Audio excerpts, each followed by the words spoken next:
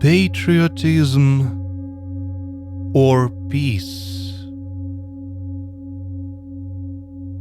You write, asking me to state my opinion on the case between the United States and England. In the cause of Christian consistency and true peace. And you express the hope that the nations may soon be awakened to the only means of ensuring international peace. I entertain the same hope, and for this reason. The complication which in our time involves the nations, exalting patriotism as they do, educating the young generation in that superstition, and at the same time shirking that inevitable consequence of patriotism, war, has, it seems to me, reached that last degree at which the very simplest consideration, such as suggests itself to every envious person, may suffice to show to men the extreme contradiction in which they are placed. Often, when one asks children which they choose of two incompatible but eagerly desired things, they will answer, both. Which do you wish? To go for a drive or to play at home? To go for a drive and to play at home. Exactly. So with the Christian nations, when life itself puts the question to them, which do you choose? Patriotism or peace? They answer, patriotism and peace.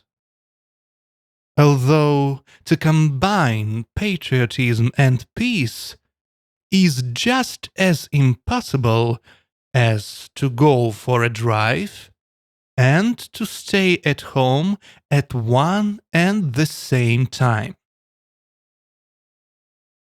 The other day, a conflict arose between the United States and England over the frontier of Venezuela.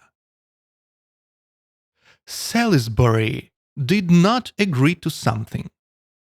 Cleveland wrote a message to the Senate. Patriotic, warlike cries were raised on both sides. A panic occurred on 'change. People lost millions of pounds and dollars. Edison said he was devising machines to kill more men in an hour than were killed by Attila in all his wars. And both nations began to make energetic preparations for war. But together with these preparations for war, alike in England and America, various writers, princes, and statesmen began to counsel the governments of both nations to keep from war, insisting that the matter in dispute was not sufficiently serious for war, especially as between two Anglo-Saxon nations. Peoples of one language, who ought not to go to war with each other, but rather in amity to gather domineer over others. whether because of this, or because all kinds of bishops, clergymen, and ministers prayed and preached over the matter in their churches, or because both sides considered they were not yet ready for one cause or another. It has turned out there is to be no war this time, and people have calmed down. But one would have too little penetration not to see that the causes which have thus led to dispute between England and the States still remain the same.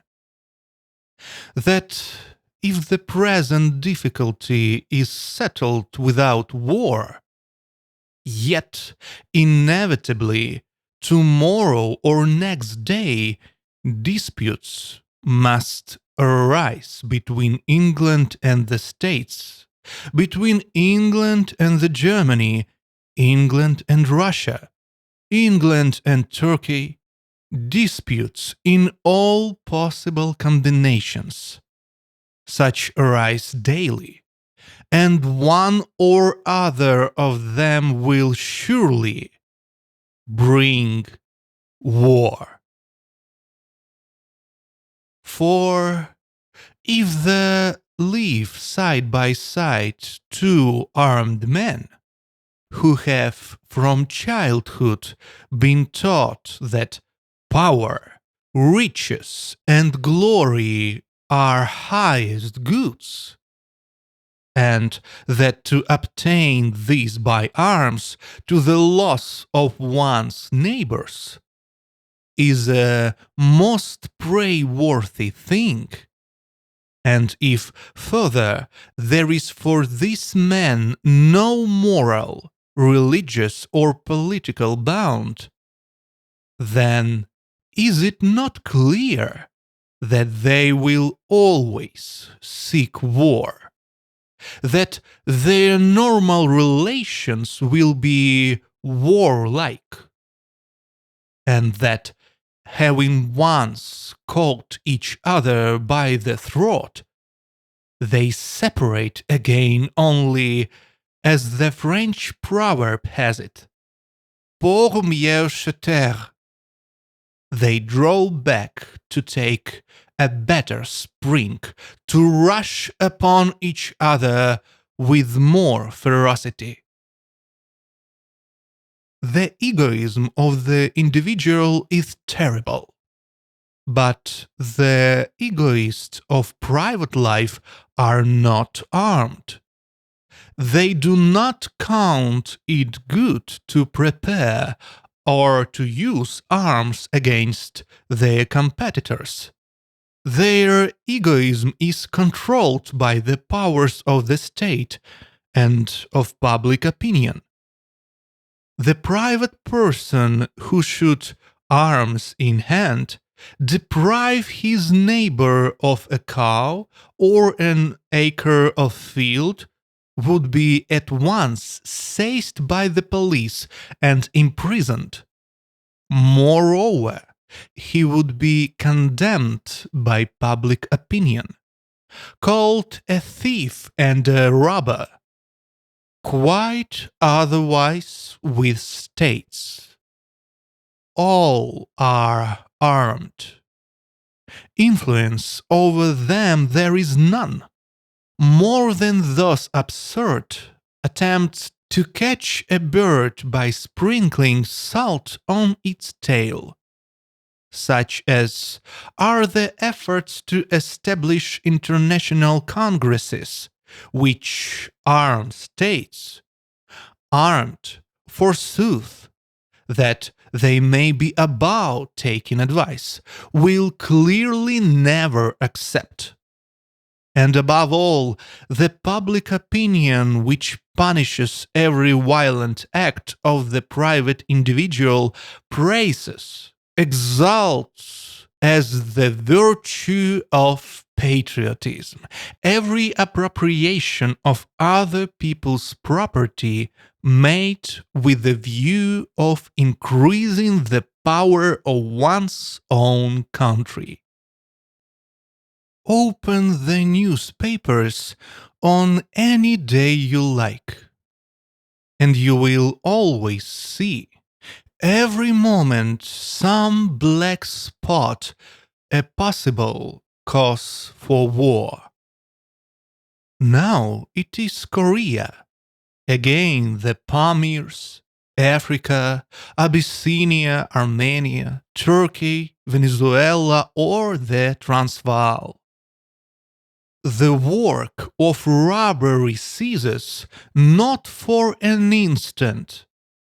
Now here, now there, some small war is going on incessantly, like the exchange of shots in the first line. And a great, real war must begin at some moment. If the American desires the greatness and prosperity of the states before all nations, and the Englishman desires the same for his nation, and the Russian, Turk, Dutchman, Abyssinian, Venezuelan, Boer, Armenian, Pole, Czech, each have a similar desire. If all are convinced that these desires ought not to be concealed and suppressed, but, on the contrary, are something to be proud of and to be encouraged in oneself and in others, and if one country's greatness and prosperity can only be obtained at the expense of another, or at times of many other countries and nations, then how can war not be? Obviously, to avoid war, it is necessary not to preach sermons and pray God for peace, not to adjure the English-speaking nations to live in peace together in order to domineer over other nations, not to make double and triple counter-alliances, not to intermarry princes and princesses, but to destroy the root of war. And that is the exclusive desire for the well-being of one's own people. It is patriotism.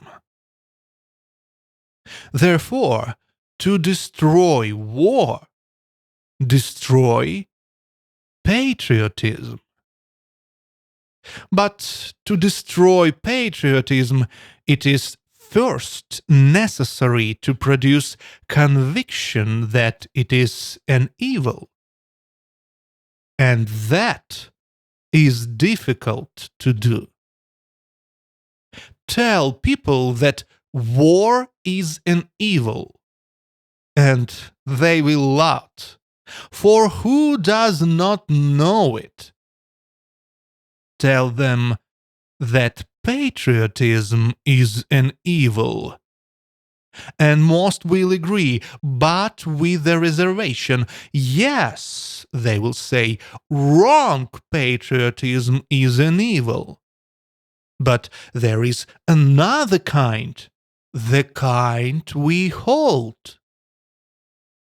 But just what this good patriotism is, no one explains.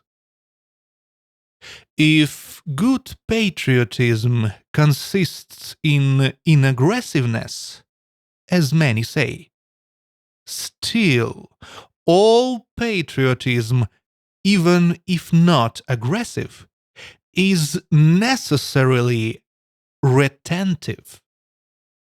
That is, people wish to keep what they have previously conquered.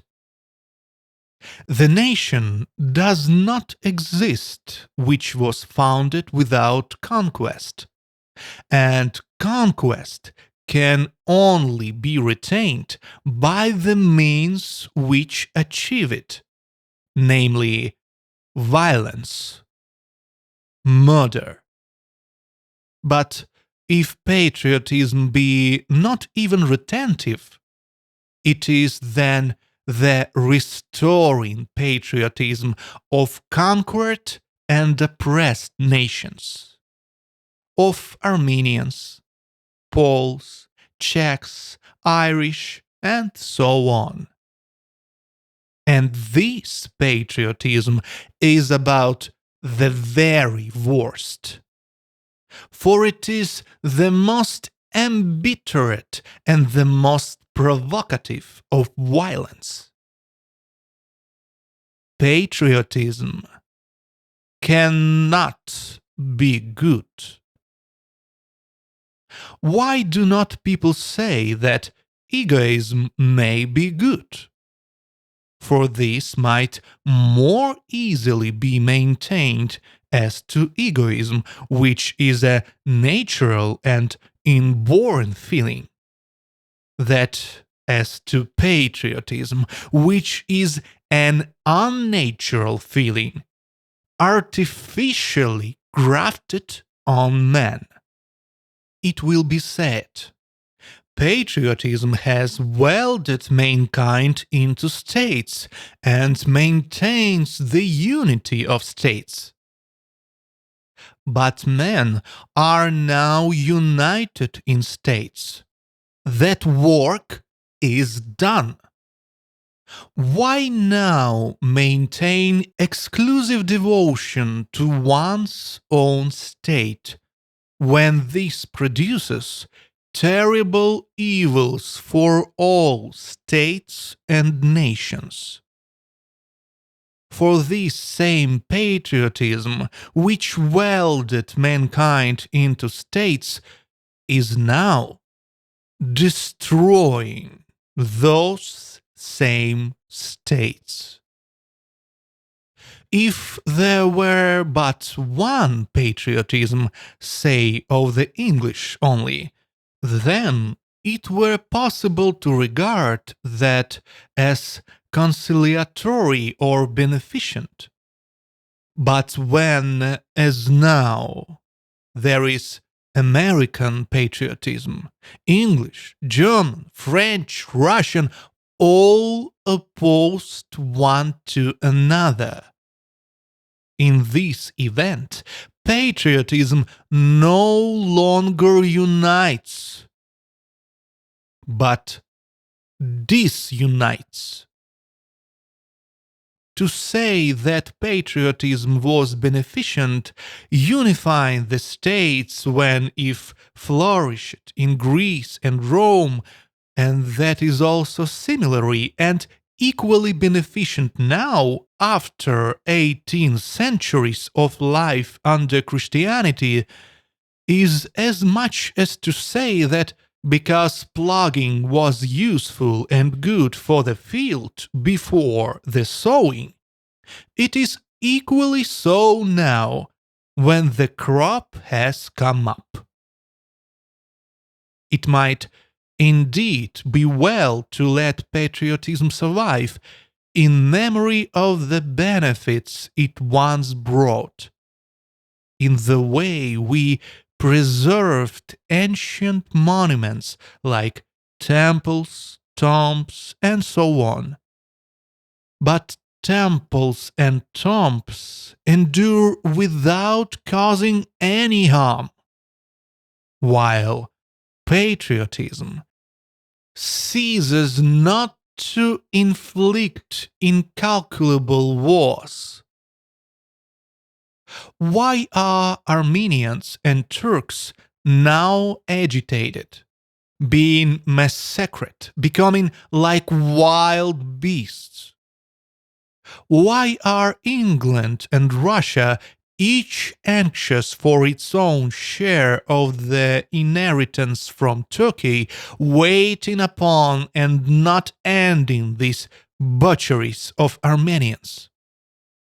Why are Abyssinians and Italians being massacred? Why was a terrible war within an ace of outbreak over Venezuela and since another over the Transvaal? And the China-Japanese war, the Russo-Turkish, the Franco-German, and the bitterness of conquered nations, Armenians, Poles, Irish, and the preparations for a war of all nations. All this is the fruit of patriotism. Seas of blood have been shed over this passion, and will yet be shed for it, unless people free themselves of this obsolete relic of antiquity. Several times now I have had occasion to write about patriotism, about its entire incompatibility, not only with the truly understood teaching of Christ, but with the very lowest demands of morality in a Christian society. Each time, many arguments have been met either with silence or with a lofty suggestion that my ideas, as expressed, are utopian utterances of mysticism, anarchism, and cosmopolitanism.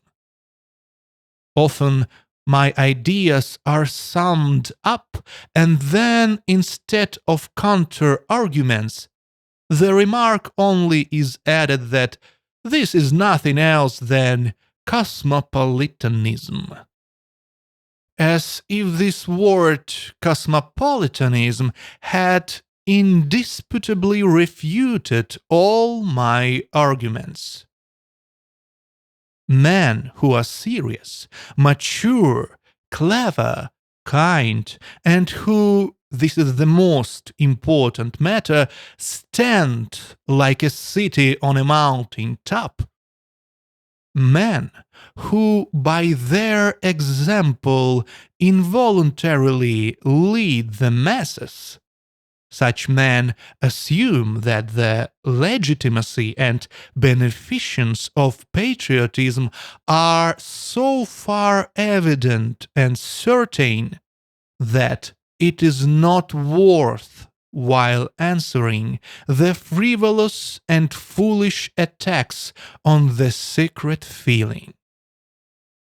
And the majority of people misled from childhood and infected with patriotism accept this lofty silence as the most convincing argument. And they continue to walk in the darkness of ignorance. Those who from their position can help to free the masses from their sufferings, and do not do so, commit a vast sin. The most fearful evil in the world is hypocrisy. Not in vain did Christ once only show anger, and that against the hypocrisy of the Pharisees. But what was Pharisaic hypocrisy compared with the hypocrisy of our own time? In comparison with our Hippocrates, those among the Pharisees were the justest of men, and their art of hypocrisy was child's play beside ours.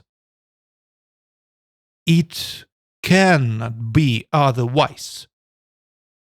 All our lives, with their profession of Christianity, of the doctrine of humility and love, lived in an armed robber camp, cannot be other than one unbroken, frightful hypocrisy.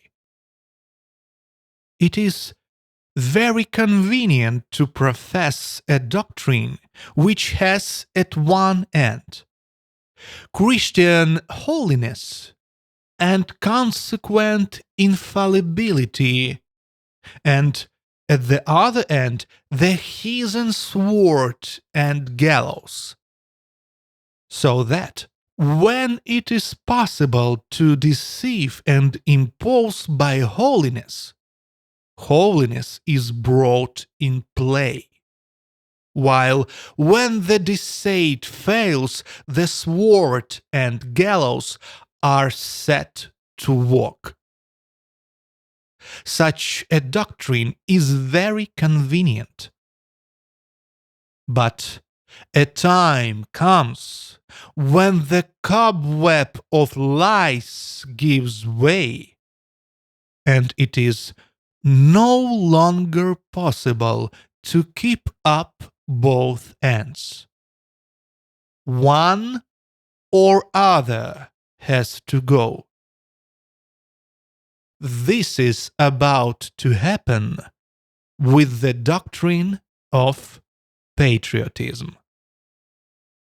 Whether people wish it or do not wish it, the question stands clear to mankind.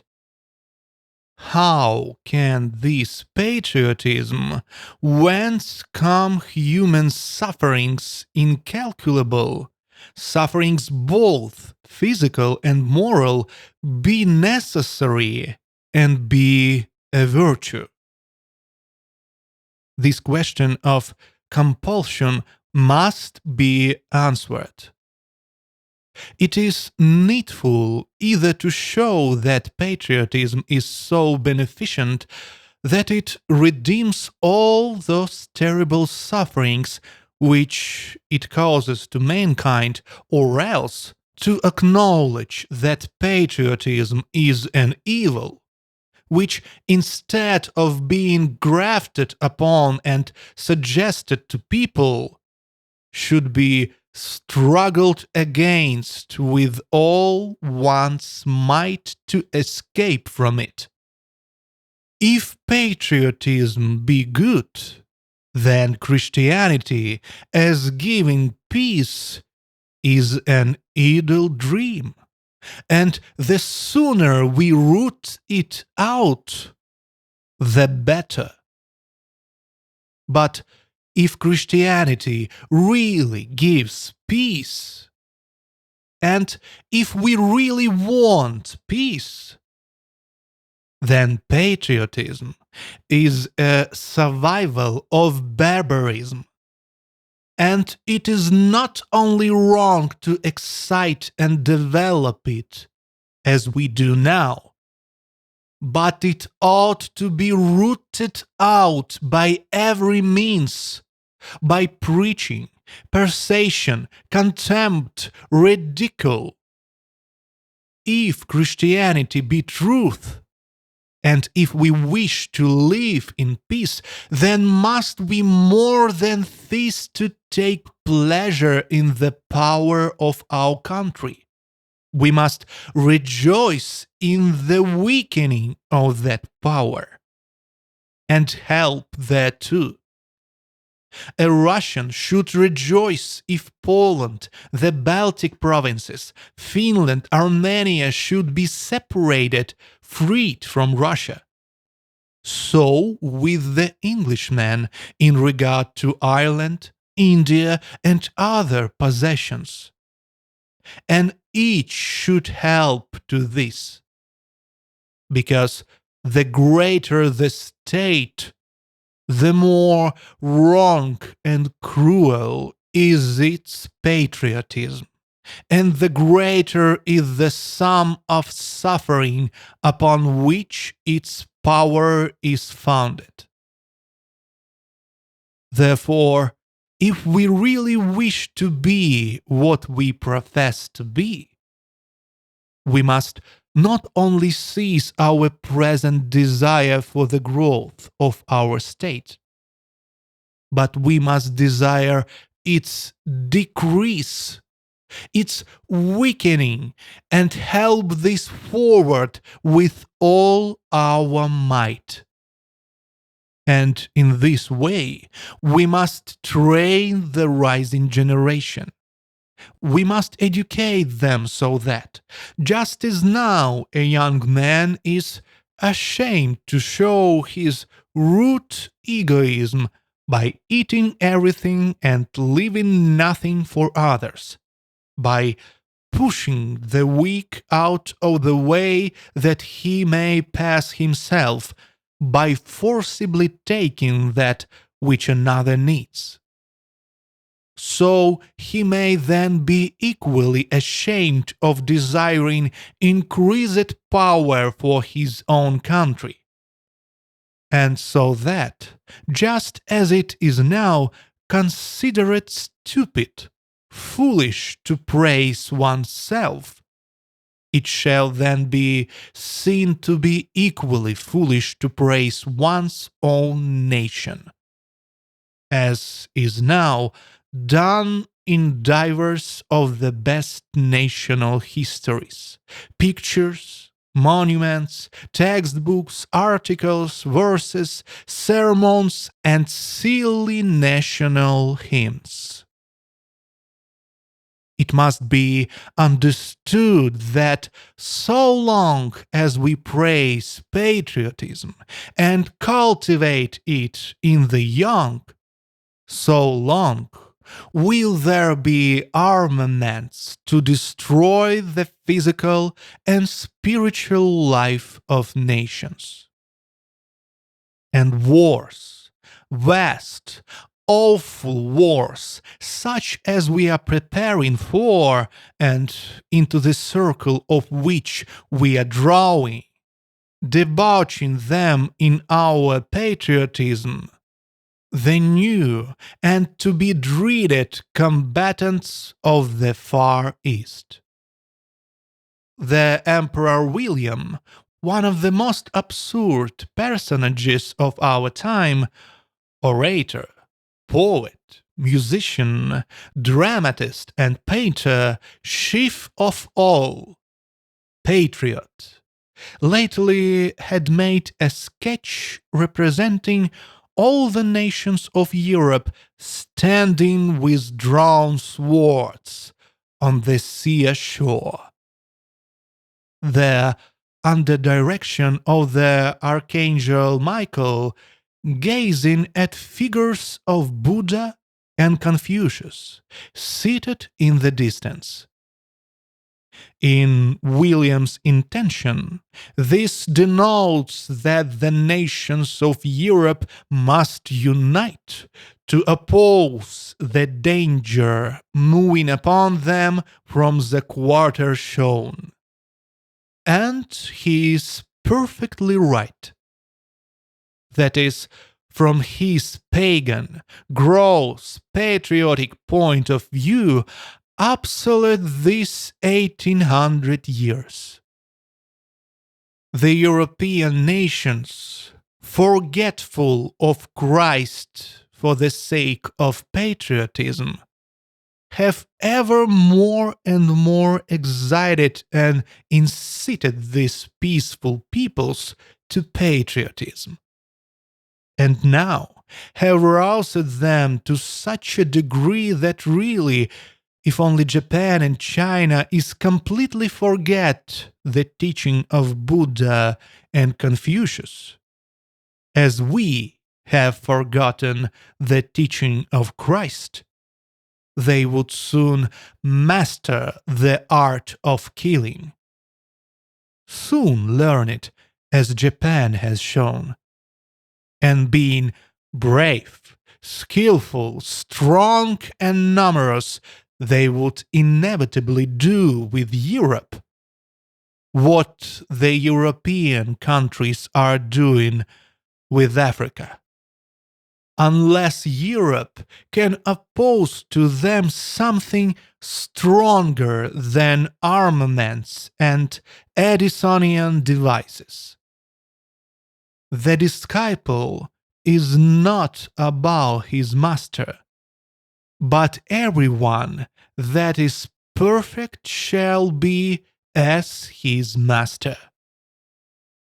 To the question of a petty king, as to how many men and in what way he should add to his troops in order to conquer a southern tribe which refused submission to him, Confucius replied,